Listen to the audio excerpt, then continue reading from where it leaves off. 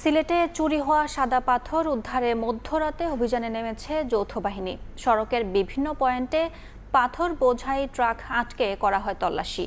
বুধবার রাত 11টার পর থেকে জাফলং গোয়েনঘাট ও কোম্পানিগঞ্জের বিভিন্ন পয়েন্টে অভিযানে নামে যৌথ বাহিনী। সড়কে একের পর এক পাথর বোঝাই ট্রাক থামিয়ে চালানো হয় তল্লাশি।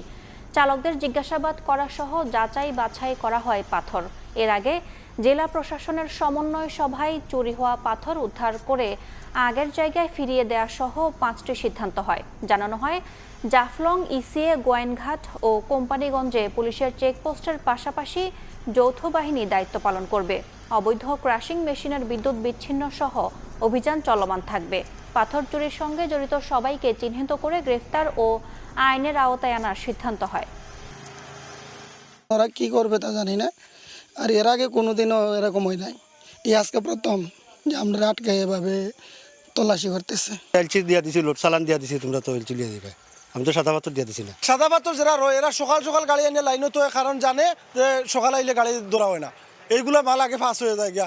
নৈসর্গিক সৌন্দর্য এটা না বিলীন না হয় এবং যতটুকু পুনরুদ্ধার করা যায় কার্যক্রম আমাদের চলমান থাকবে।